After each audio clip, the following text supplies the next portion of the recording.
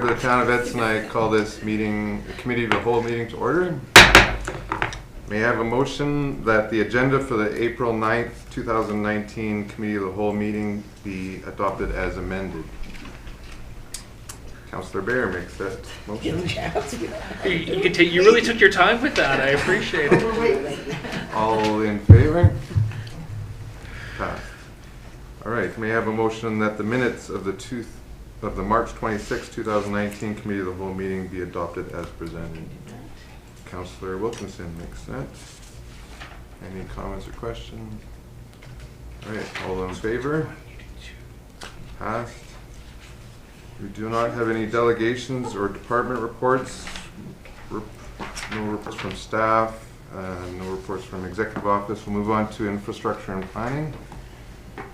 Welcome. Mr. Chairman, members of council, before you we have pages 9 to 3 within your agenda, the proposed resolution for presentation to the Alberta Urban Municipalities Association. We have nothing to add beyond what's in the report for the resolution as requested, unless you have any questions. Is there any questions?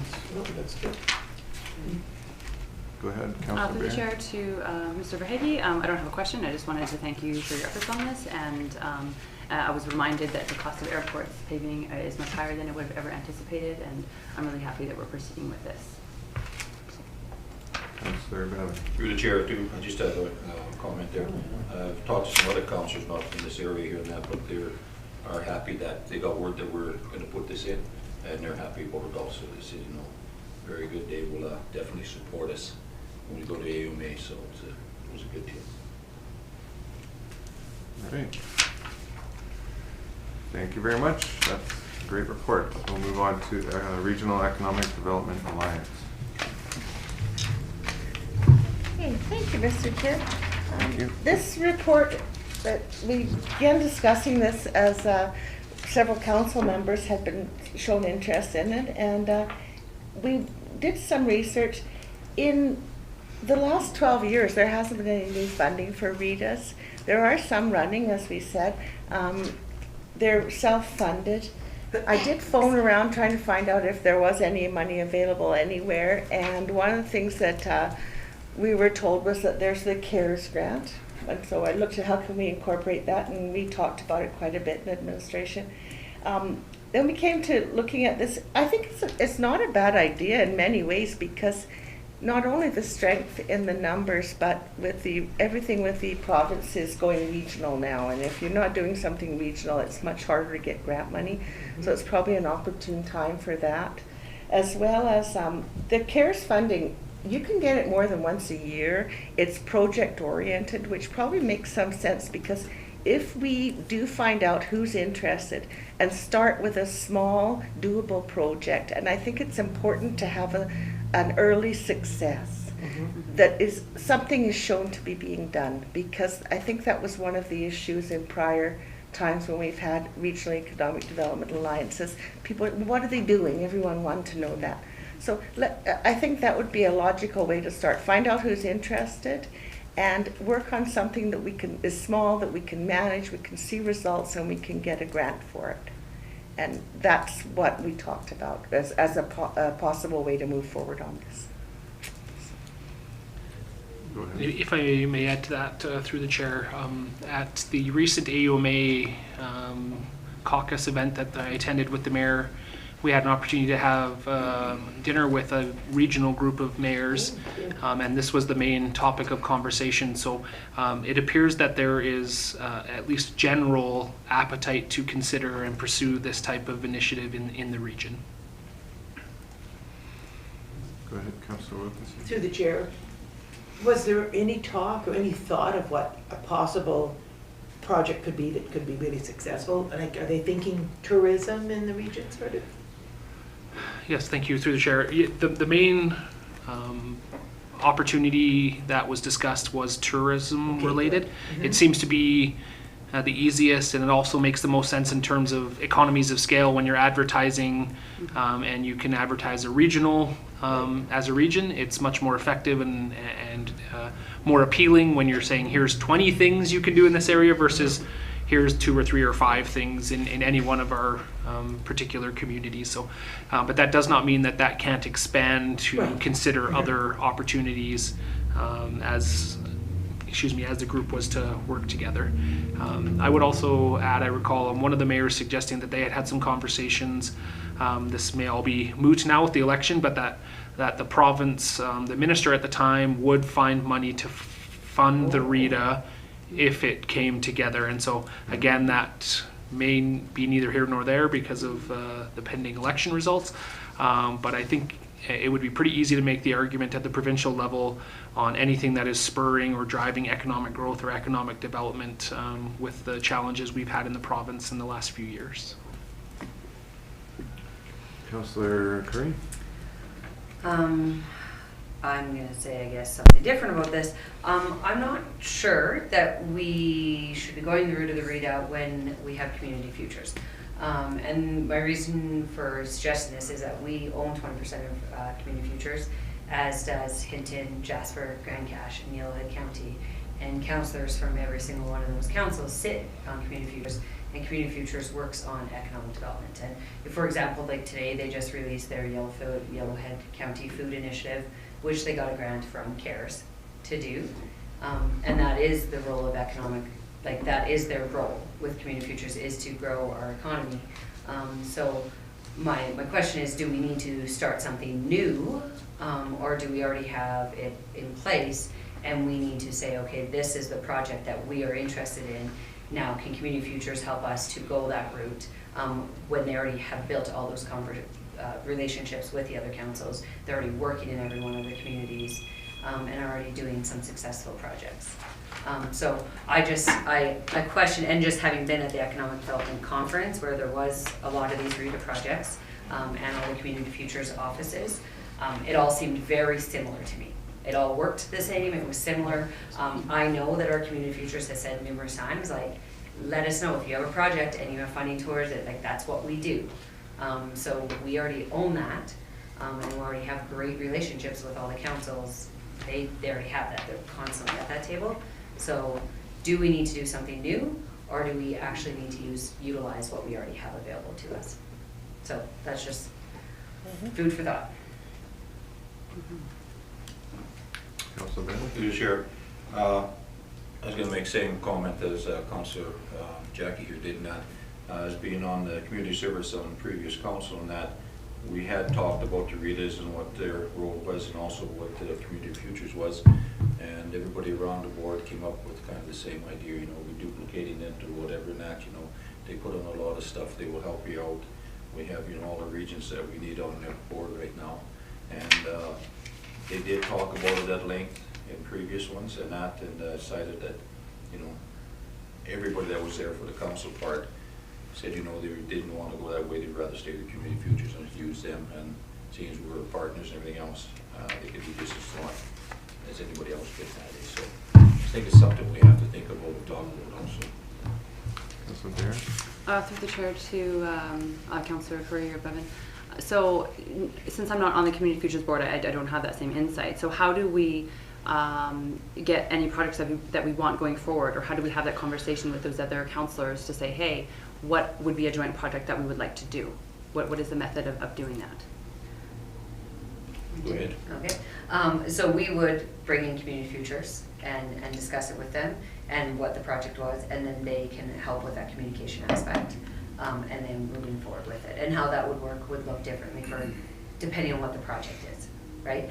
We have talked about tourism at that table multiple times, but never from a directive from us saying as council, we want and of course, if it is something that costs funds, we would have to put funds into community future saying, yes, we will give this for staffing to happen. But we've talked at it, but never specifically, yes, we want to move forward. We want to work on a project for you guys to help us with that actual development of the project. Councillor Worthington, you have still. Yes, through the chair again, interesting perspective, I like that. I guess I just sort of think we're missing our other neighbors too, like Brighton and Whitecourt.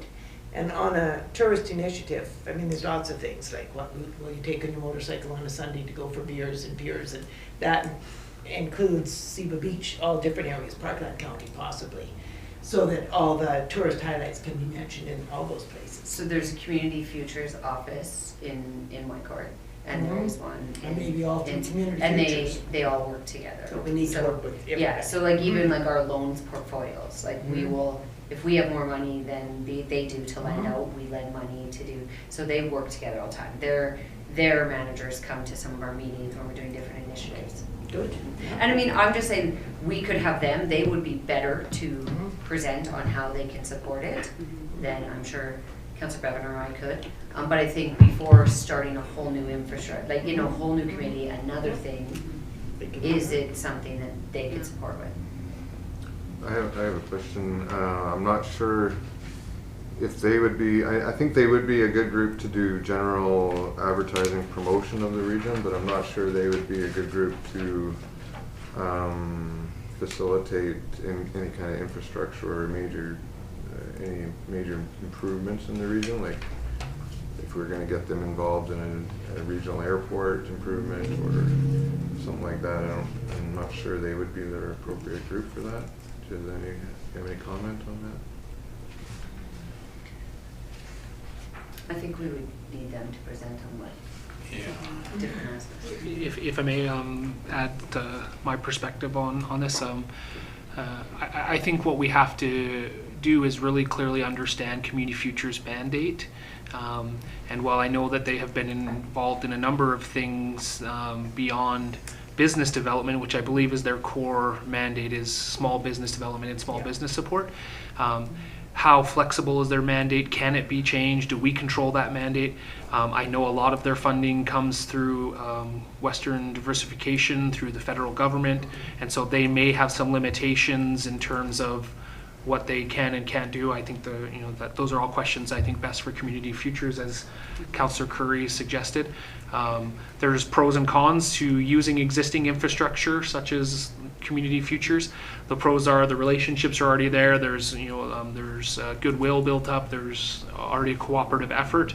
The cons can be the limited mandate. I think as Councillor Wilkins suggested, the geographical pieces may not line up the same, and we may want to create a different group which encompasses a different geography than just the Community Futures effort here.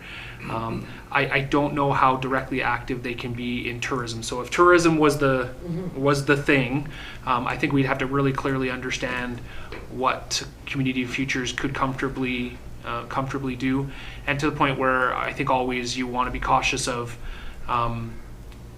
watering down their main mandate and asking them to do a whole bunch of other things. But I do think it is at least worth asking the questions and getting a feel for how Community Futures might view that dynamic. Councillor Bevan? Chair, I agree with you, should be talking to Community Futures. Yeah. I believe in the past Nancy has, and Tim has approached the Hinton Council and talked to them on it too, many times to see what their position was and how they'd like to do stuff on that. So they are very willing and accepted for anybody coming out that want to talk to them, or having them come down and visit you or whatever and stuff like this and that, and they will help you out to put anybody you can in that. Their tourism, they've always promoted tourism. They're very, very high up on tourism, especially through where Nancy lives in Jasper. Nancy loves it and stuff like that, so they're promoting there. But they have some stuff they could offer us, and I'd like to see us research both ways, and then we can make up our minds, how we're going to proceed with this, whether it's Community Futures or Rita, or maybe a combination of both or somehow, and see who can own it or their partners or whatever it is. If I may, sorry, I didn't mean to. Just to add one thing I was meant to mention before as well. One of the pros of going in the direction of a RITA is the potential for that provincial funding, and which is a really big boost for why those RITAs exist and why they're effective, is because the province has committed a certain amount of funding to those groups, and that's the only way you can access that funding. Right now we don't know whether or not that funding exists, so that may be a good reason for us to explore other options, because we're not beholden to the province to access a certain funding program. We may have more flexibility, whether that's Community Futures or some other approach. But Councillor Curry? Well, and depending on the funding, so the CARES funding can be accessed from Community Futures. That's how they funded the Yellowhead County Food Initiative. So there is definite funding because it is still considered a collaboration. And as far as mandate, definitely think to have them come in. We actually so they have like a base mandate, but then we actually, as a board, all of the counties set their goals and their strategic planning and how they're going to access and what they're going to. So like when we met for our strategic planning, we talked about, and we did talk specifically about certain things like infrastructure because of things like broadband, which are limiting for any of us to have economic growth in that. And that was discussed in our strategic plan when we look at it. So I think that is where definitely we need them at the table and where we do have some of that freedom of at least the 5 of us for sure, 5 communities, get to actually set, and that's a part of actually their mandate is that we actually get to set. We have to set. It's a mandate of theirs that we set some of our specific goals for the region. Councillor Beer? Through the chair to administration. So just based on the conversation, I think that it would be nice to have Community Futures come in and do a presentation to see how we can better utilize them, as well as I think that even if we can utilize them more, I think there's still an opportunity for a readout or something like that, because I don't know if they would quite cover those infrastructure needs, you know, outside of tourism. Like that is one aspect of it, but you know, I think there's several other ones that would involve regional collaboration with, you know, maybe the industry that our neck of the woods that, you know, is in a lot of oil and gas and how that could help or something, right? There's, I think, a lot of other opportunities besides tourism. Thank you. Yeah. So I would suggest that the first step would be for administration to meet with Community Futures Administration and just have that very initial conversation and flesh out the report with some of that background, and then can be brought back to council for consideration. And I know at the dinner the mayor and I attended, the region included Drayton Valley and Whitecourt, and so that will be, I think, a big question that we want to consider is. That's one of the limitations of the existing Community Futures is it doesn't necessarily capture that area, and so that's just for council to consider. Certainly partnership through Community Futures offices, my understanding is generally, you know, pretty smooth because they work together quite regularly, so possible. I'm not sure that would I'm just trying to reflect without speaking for the group of people that there live up to the kind of thought that they had in terms of really uniting in a united effort to represent the region in that regard. And it was really contingent on, hey, there's potential money out there for us to get. The only way to access it is by forming the RETA. And so that's the other side of the research that administration can continue to work on is if there's X amount of dollars available through the formation of a RETA, does that make it just worthwhile in and of itself in order to access that resource? But we'll have to do a little more work on that, unless Anne or Martino, you have something to add right now. But The only thing is with the RIP being dropped and an election happening within the next 7 days, it's likely that to bring back a comprehensive report, we want to wait to see what the new budget says, depending on which budget ends up being passed. Councillor Wilkinson? Yes, through the chair, Councillor Chouinard and I also went to that presentation at AUMA on RETA, and it was impressive. And I think no matter what government gets in, we need to get there, we need to lobby for funding. If we do decide to go for the RETA, let's go lobby for that funding. If we don't speak up, of course, we're not going to get it, but nothing hurts to ask. And I hope that we take that little course on how to lobby so that we all get in there every week. All right, does the administration have enough to move forward? Yes, thank you, Mr. Chair. All right, we'll move on to proposed policy for subdivision securities. Okay, that's me again, Mr. Chair. And this one, we do presently have a policy in place for the development securities. Subdivision securities, we have no existing policy in place. They're calculated a little bit different every time according to what is the infrastructure that is needed or what the growth that is happening is going to encompass. So in this case, we had looked and said we would like to have a consistent policy. We like to be the no surprises department. And on top of that, we want to have a sliding scale because we don't want to make it onerous on the developer. So In looking around at different areas, really, there is so many things being done all over. Some are asking for double, 200% of the amount of the whole project. So that ties up a lot of money. Even if you have a security through the bank, it ties up your lending or borrowing power. It ties up a lot. So we wanted to say, look, we want to share the risk with the developers to show that we are behind them. We're helping to trying to find ways to work with them to be supportive. So if we accept a little bit of the risk, I think that it's possible to do it and make it more affordable for the developer. So looking at the different levels, one of the areas that administration felt would be fair was to probably go at something like the 75% of project cost. And then rather than waiting till the end when they were all done to release the 100% of the security, we would maybe allow them to have 2 draws based on completion level of the project. And what we had done before with securities was what our finance manager called it drip feeding. We would give a little bit back and say, well, you've got your hard surfacing done, you can have a little bit back. And this would go on, and it would become quite hard to administrate, and it was difficult for the girls to keep balancing it, and so those ones didn't always work. And so now this is what we are considering looking at, and it's brought here today for council to just give us some input or comments if you have any. I have a question. I found the description of what subdivision cost was kind of vague, so I'm wondering if we can put not an all-inclusive list in, but maybe such as list. And the things that come to my mind, and correct me if I'm wrong, like maybe these things don't apply, but I'm assuming surveys, engineering, utility installations, water sewer main extensions, are those kinds included? Road design and construction, sidewalk, gutters, storm drains, are all of these things included in the cost?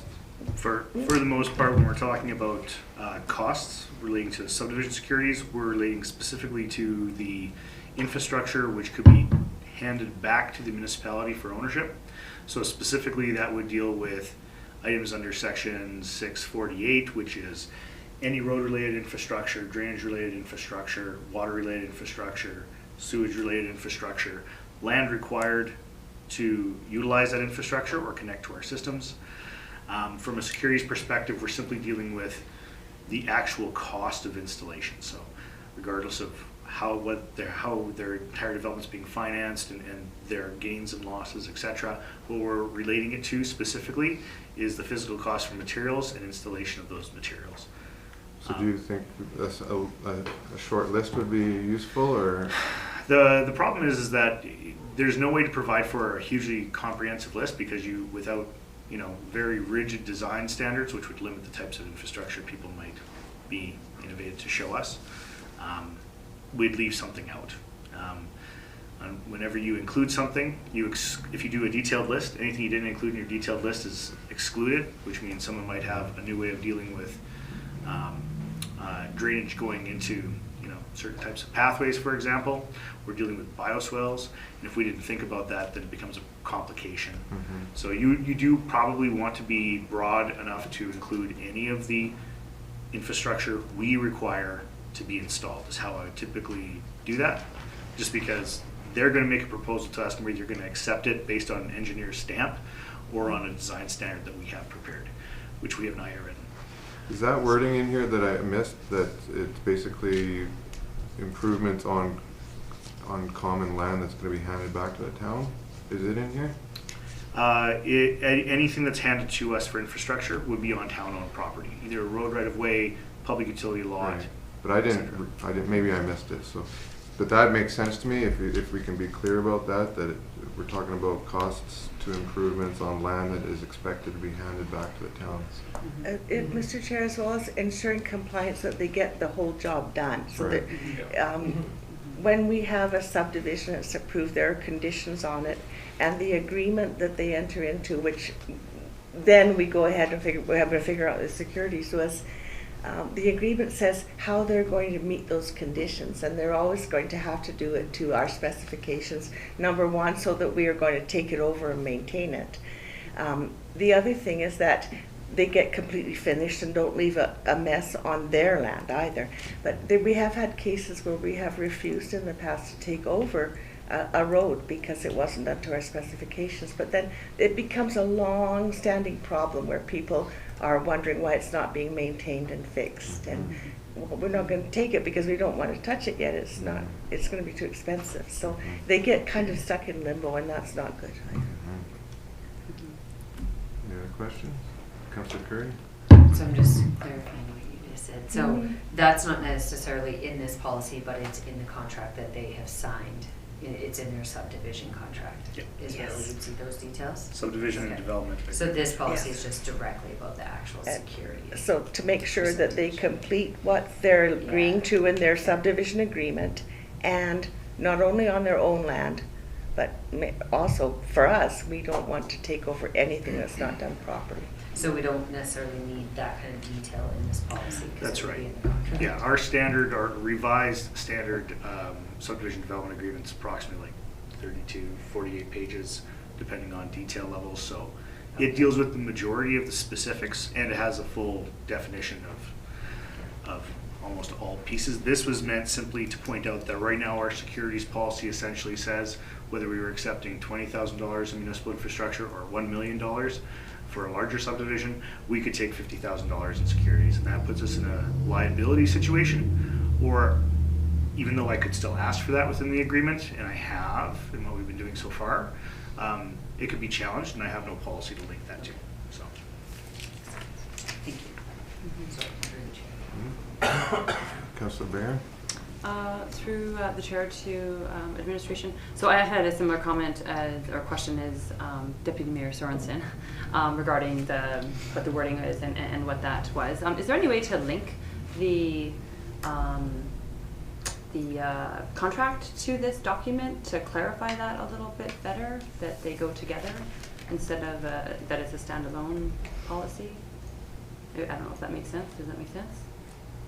Or to reference it at all? My understanding is that it is linked, which is why we've defined the subdivision and development agreement in the security policy. Oh, okay, so that is the link. Yeah. Okay. All right, I guess I was a little bit confused about the So policy. I think the main intent of this policy is to ensure equity, consistency in dealing with developers as a whole. When you're dealing with an individual developer, the subdivision and development agreement is where the specified parameters are dealt with.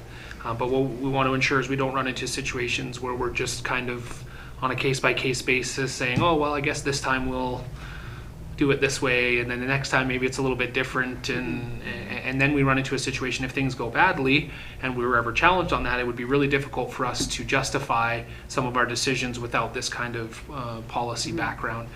So this policy is not intended to deal with the specifics of any particular development, but more that general environment of openness and transparency, and so that all developers can see and know exactly what they're dealing with when they approach a subdivision process. Councillor Barron? Through the chair, just a comment too. I agree with Mike here, and that in the past we've heard that some developers were feeling there was favoritism given to one and not the other and stuff like this and that. And we've heard it quite a bit before. And I think this year will go, like you said, transparency and everything else is fair for everybody and stuff like that. And I know when they come in on board, everything will be good. So I like the 75%, I think, the way to go. Good job. Councillor Barron? Through the chair to administration, I also wanted to comment that I felt the 75% was reasonable, and it shows that we're open for business and that we're willing to work with people instead of saying, give us all your money and then maybe we'll have a chat. Give us So- all your money to the point where you don't have any money to actually do the Do development. anything. Yeah. Yeah, exactly. That's So, that's not fair. yeah, I felt that was fair. I have the same question, same comment. I thought 50%, sharing it 50-50 with them was more than what they should expect, but 100% was more than what we should expect. So 75 seems like a good compromise. I did have a comment on the form of security that you were going to accept cash deposit. I know the real estate industry is moving heavily away from cash deposits. There's a lot of opportunity for cash laundering and fraud to occur when cash is handed over. And I'd recommend we steer most of our policies away from cash whenever possible. Thank you, that's good information. If someone brought you $20,000 in cash, that's a red flag. In fives, then you want to. Yeah, You probably want to ask some questions. Big garbage bag.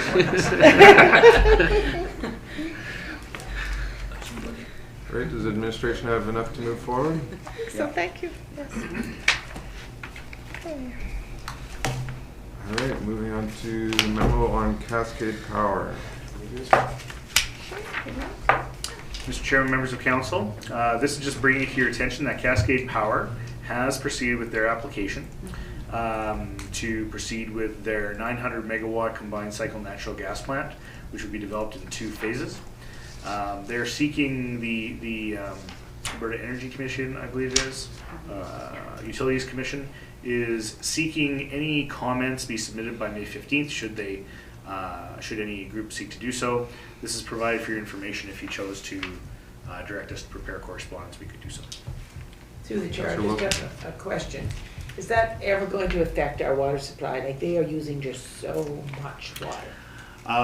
Mr. Chairman, through to Councillor Wilkinson, that matter has actually been deeply considered by the regulator, and that's why we're currently going to be working with them loosely until we can come to an agreement to possibly look at their power plant utilizing our polished wastewater rather than a draw from the McLeod.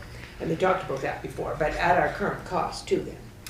That would need to be negotiated by an agreement or at per volume cost. So we don't the amount currently of water have. there, it just worries me. It's an awful lot of water they're using, and where's it coming from?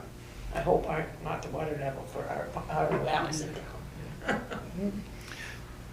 Yeah, thank you. I would just add to that. I think that's why the regulator, I think, looks favorably upon their interest in using our gray water, and so that's obviously important. I think to their application that they have a water source that is not either groundwater or surface water. Good. I don't have any comment. I hope the project goes through, and I hope we can work with them. So I don't want us to oppose it at all. Councillor Baird? Through the chair to administration, thanks for the comments on the water. I think that's a good consideration because we've talked about it before at council, and it's important that we are educated on that as well. And that maybe if you could let them know that we have lots in Hillendale for sale, and that their skilled workers are free to come take a look. Right. And tell your friends. Yeah. Maybe a discount for Cascade. Yeah. All right, do you have enough to move forward? Thank you. Thank you very much. Nothing on corporate services, community services, or protective services. We'll move on to sundry item update on capital planning programs. Thank you, Mr. Chairman, members of council. I'm just bringing this before you as an update to make sure you have the situational awareness of where we're sitting with some of our capital programs right now. Currently within my department's capital, we've completed at or below anticipated costs all of our airport-related capital projects. We have spoken last meeting with regards to the funding for the extinguishment of the primary landfill cell, which is noted in there under our funded capital project for this year, which is underway. Also, we have an approved road rehabilitation program, which you should be familiar with, which was $6.5 million. Due to a resignation, we have some slight delays. That package has now been received, but was submitted as an entire package and has not yet been tendered. Given some changes in situations for core and critical infrastructure within the town since the budget was originally conceived in 2018, at this time we are recommending some caution with proceeding with the full road rehabilitation program, given that we now have a series of new intervening financial related items. So some of those would be, for example, that for us to reestablish the landfill service, Our current estimate is between $350,000 to $500,000, so approximately $425,000 for us to establish a new cell to resume dry landfill services. Otherwise, we'd have to continue to operate at a reduced service level. We don't currently have that funded for this year. Our snow dump has been flagged by environment, although it has been there for quite some time. It's been flagged by environment, and we're now going to have to look for alternative sites. We'll have to address capital improvements in order to meet the rigor of the regulations according to the enforcement agencies. And we've sought preliminary order of magnitude costs, so we're pretty confident it'll be around that 600,000 mark. We could look at a temporary site somewhere else, but there's operational costs and limitations. So right now our primary evaluation is that the existing site's worth putting the money into. We also have, I've added this one as well for, it says not funded, but operational impacts. It is funded, it is currently within that road rehabilitation program, and it is designed, but we do have an $850,000 drainage program that even if we were to suspend parts of the road rehabilitation program, this project should proceed because it prevents property damage or road undermining in other areas. And so there's huge value in seeing that portion proceed. But some of the other items, and it came up with a request for information at the last meeting, but I've been pushing to see what we can get for preliminary information. We have detailed reports being provided, hopefully by the end of April, if not early May.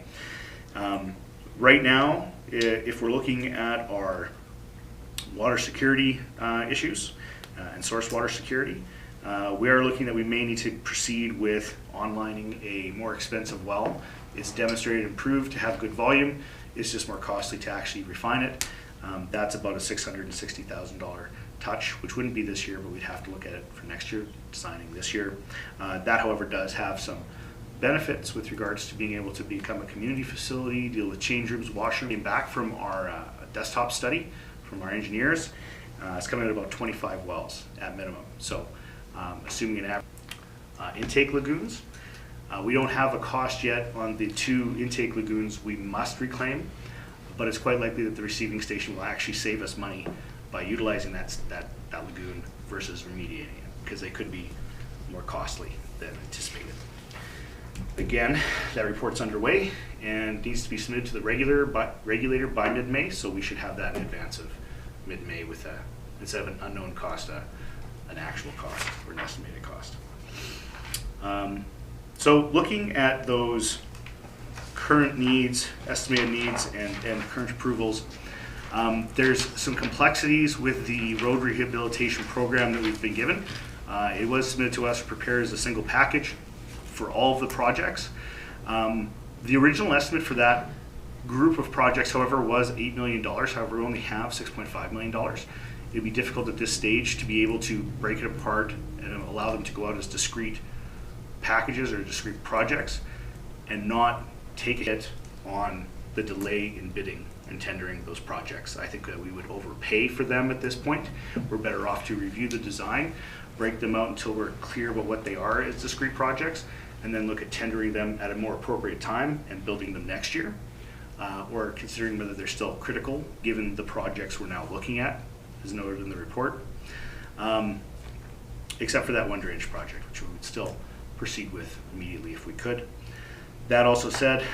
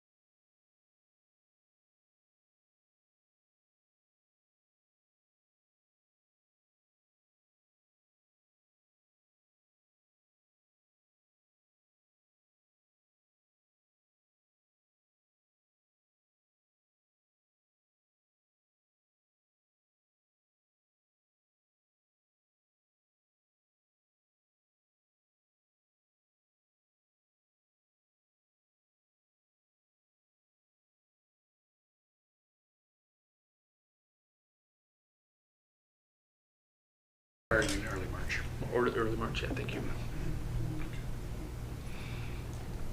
Does the administration have enough to move forward? Yeah, so thank you. I think what you would then expect to see is that when we bring forward the budget, we would be proposing some revisions to the capital project. We will incorporate the feedback we've received into any potential capital changes, and of course, it will be at council's direction where we will proceed from there. All right, excellent, thank you very much. Questions from media and public? No questions. All right, there's no closed meeting sessions.